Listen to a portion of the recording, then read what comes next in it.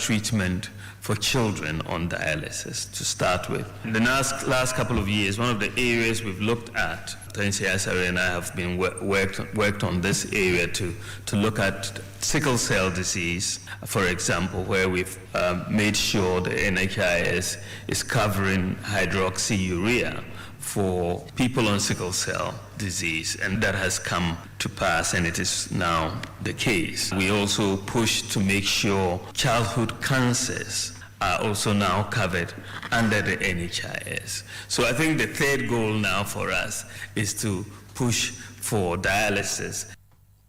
And you are Dr. Mohamed Baumia, Omampania Bedich, Ghana Kidney Association. Ya, Omudi dialysis and infinity Junuma Eba Ghana Hano, and when some enono. Omevu to some for penny can ufuriata in Naim say, Oyerepa, and you one Casakrama, you could film MPP, Demcasia, Womrashi Jomu, majority for the chassis who are born Sabit, and one said Anyadi Bia incompetent in Tipapano, one for dividend towards a few Mexican summer we see Quinty Benua, and Yama Inqui, motion of sense and Yakra Epium, Dom Kumanu Sonefa, or medical tool, Supika, Nimuka, who be a Supika, at home committee, Kutuebi, Adwa committee, almost so Efrepa pay, Nucre, on Bissibisano said Nidmaya, Isi Etie, and India, a dear dances, Manaqua, Crossroad to Aswa, will to me. Jumano said, yeah, woman for FRFC and Pamoni and Pamono. Omukra, one report, a Quackman speaker, say, Jumano, or this one, Sano, one more IAV. Now, Openia Nedrisu, Edon Kumabani, and was a could be as Papando and Pamon, a woman in preparing. One we hear Dom Cassiano, so, Emua, Anya Biano, or Muhiam Rashibia for Bessa, Edianesia, one more chita, but our woman was here, and no Boma Papano, or Metumia Pamano. Particularly on the motion of censure in respect of the finance minister. The words in Article 82 does not give Parliament perpetuity to discuss the matter. We are within defined time limits to consider the motion and take decision as appropriate. So whatever committee has been set up, we need to bring closure to it. I'm aware that it may be an exercise in failure if I don't get the cooperation of the majority, because they are now backtracking, Mr. Speaker. Those courageous 98 gallant MPs, okay, majority MPs, as our co-leader at this press conference, if they cooperate, Mr. Speaker, we will be very successful in getting a new minister for finance for Ghana and exiting Kenufrata. If you don't cooperate, our exercise may end in failure because we don't have the threshold of the 2/3 majority required of 183. Some people may change their mind after today, and you may change your mind to come and support. So, Mr. Speaker, those motions, and for me, it's for the record. I want us to vote on them, secret ballot. Then my side gets registered where we stood in the course of history and time. Yo, it's open here in Adrisu, and I'm telling Canchas will be here, Domcasian so, Emwa, or met me up on Panic and Oferata. Wah! And Domcasian Banu didn't have a Honorable Alexander Aquabraf and Macken. And so, with the Anyadi cry. Omoho, Omejumano. Rules and procedure. And he knows that this House did not hesitate in making referral to a committee, a referral that the minority opposed and were not in support, but reluctantly accepted. Mr. Speaker, the whole of Ghana watched the evidence they led. The whole of Ghana led what the evidence they led. And the whole of Ghana listened to the finance minister on the so-called allegations, to the extent that the committee unanimously dropped 2 of the grounds. Mr. Speaker, we've read the report. Mr. Speaker, the report will come before the House. Nobody is against the process. So he shouldn't create any impression. This is where I want to, the mischief the minority leader wants to create. He shouldn't create any impression that somebody doesn't want this censure motion, which has already failed, from coming to an end. It has already failed. Who told you you are going to get any support from this side? We have told you is a political motion. We will not support you.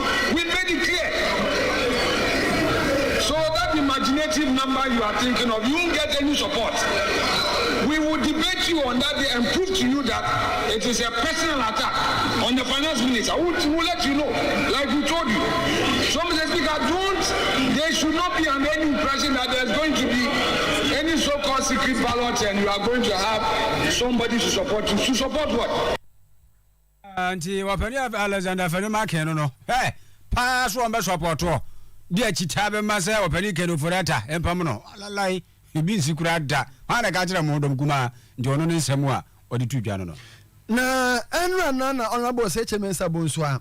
Abai en semwa eba mara sebe je na oda no no na oye mu so afo no sade to omanim se nyame adoma edwoda ye besimi kono niema weni no omadwendwene ho na ode to omanim ye no na eye budget a eye akohomasika owura kenofureta finance minister de koto omanim no na eho abobo ene emu nchechemu ni mu mpensempensemu na ka ho eno na yewura Haruna Idrisu ya oye edomkuma no na no na afo de betu dwa bi se say wo matwe owura kenofora ta atwa say omra mra hye bedwafi o so omenti no asoye bia ni ho a o musika no o magye atumo o mama approval epio say wo ye minister na wa asoye bi na so wa mra hye bedwafi ama me defend o budget na o so sika so o mama approval o munyintum.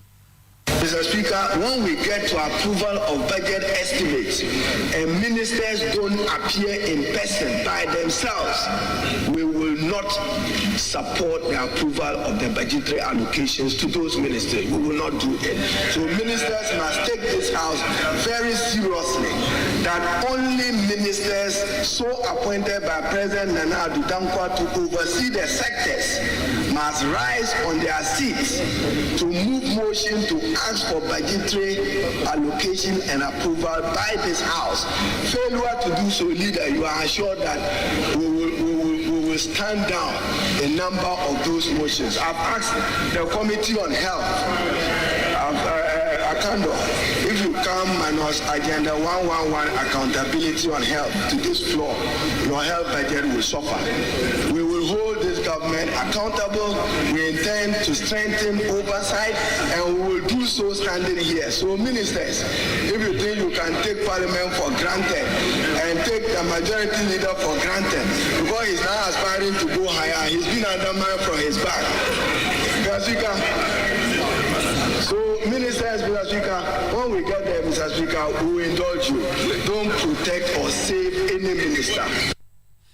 We aye domkuma no nano nafo yewra Haruna Idrisu na owiye no na edom dodo no nano nafo asaye abai ne so afo ohwe mara sebedwafo nsem nyina so parliamentary committee na na se omo waye minister no yewra se chemesa bonso de betu dwa se oni yewra Haruna Idrisu ya adwene pa se woye oswafo a mpo committee level na wasa oba it is one man mechechemu na o budget no when defend o budget a mara sebedwafo sa so na wasa oba nti de one man de and then on one in Krakwamwa. The estimate should be led by the ministers. It's only the consideration of the reports, even before the committees. We expect the ministers to be there. So the ministers should take a cue. And once the referral of the estimates go to the committees, just to say that unguided missiles should be guided. For Honorable Osei Chemensa Bonsua, Oye Domdodo Nano Nafua, Osaye Minister Parliamentary Affairs, Saye MP Swami, Ono Ena Odiwe Atuja or the TV Sono. Yo, and yena ye sane and yashe addition Sam Kakra, Asante Chairman of Crucinim in the Ekro, na ye see Ewo Pecheche, Presby School, Observer. Headmaster Yera Isaac Frimpon na odia to aban wani mi sanu kronya group ani mi enne ye sabe eni biaba na wo bia kosuku na woje abefo enne fidie badwe mamu adusua mecha ICT no wo mo de abo mo sadwe so ba kokokra na kronya group ani mi sa kwada wo beko na bro ni si theory ni de ne sabe ka de practical ne de ha chese computer no ebi si ho na kwada no akotan wo de sua de no se bi ku se bi anya do wo bokọ ya na se onu bai ana Nya bota didi dwumadie no se ya se de na wi asia kodu na ebi asna koro global well enti ya hu se computer e ade ya hu hia pa ama mufra no ana efi okonkwa mufra no fia no kodu senior high na say omo nsua na wa ha omo ye mo bo ho ti say o ni ko computer na o hu de also ye but practicals no ehun nya theory de ye but practicals no ye nya ene say de say akodu na de me hu no say obi hu computer no kwa na de no course de bi so nko adwuma oba ye mo bo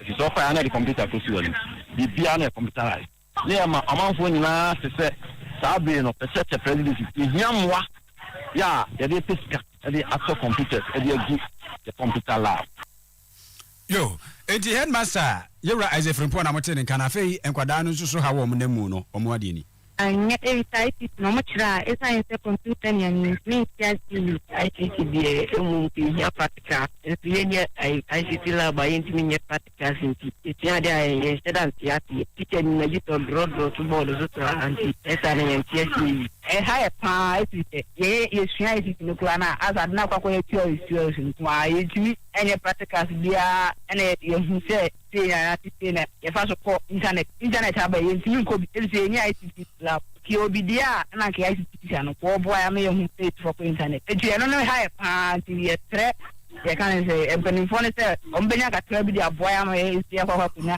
ICT lab ye nya me sa from park e be do ma e se no ta na be boy am yehu e kwa ye faso e bie account ni ade no kura ye ni o kura phone obi an chere wa wuni esa na hadwen on yesre Ghana mai eni empenifo Ghana ha se omumwa ye se computers no mbe mai 3 na 5 bi krampo yenye mienu krampo ayepe se computer ni eni play pit cry tia se practical cry ye hu ye nim se de mpo aye be fia de na pa ye se kata mount kramount ye ni man ko de ni ga mount kraminim se de mount na sie tremo esa mumre computers ni bi wa hida mwa areho anu no ene se ayi teacher ni no odrodro keyboard ne mouse no to desk no was touch the mouse areho oni mouse mouse is na kura ma de procha proje I have na computers ngwa areho pecheche presby school mun ko yo madom enura na ya dapa na kese a odi ye edifa ewiase nyina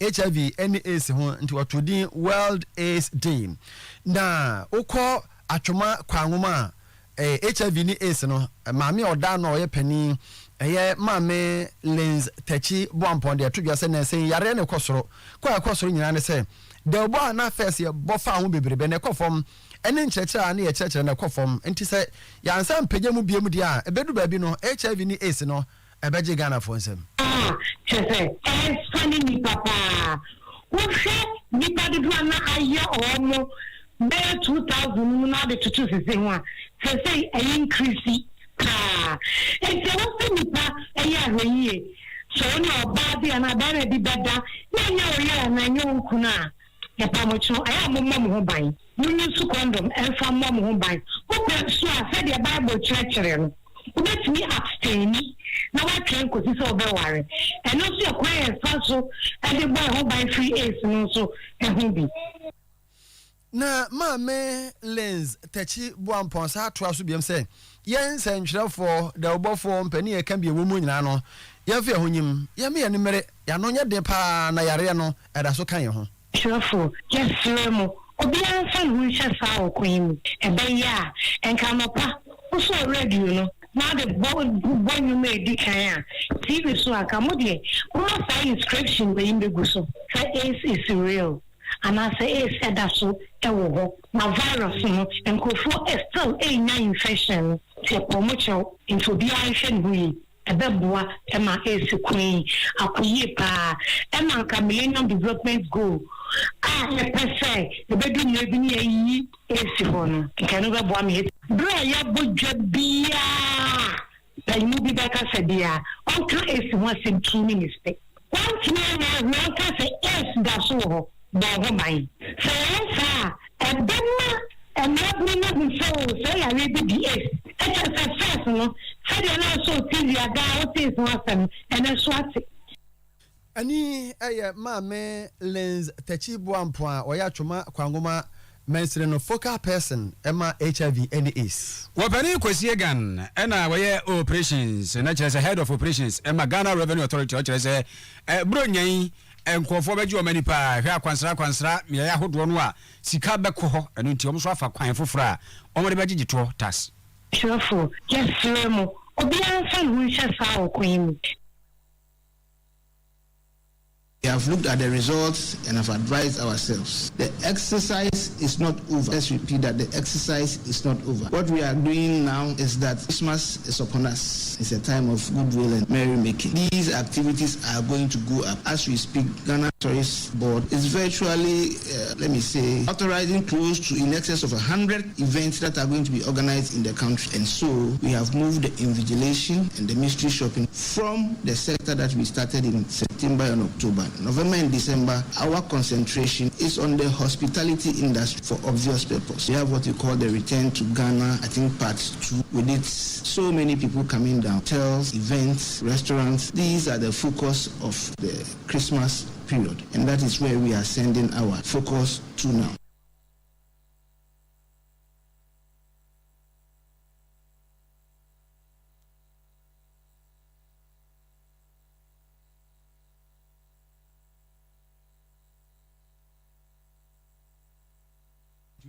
Adwuma papa grade ni wo soro chen cement bia 32.5 r de nyazam gedu UNICEF papa Santa sorry about one unity filling station ni hwe mu 0273664441 and that's 0273664443 ofra ibedi enkommo yeah ebusa fa no pe ye ni Emmanuel Odo Korea na ebaye Oduefo na na sabere pinaman menemenua Krobia asante edamu nyina se ekosoma na na makuafo ayiko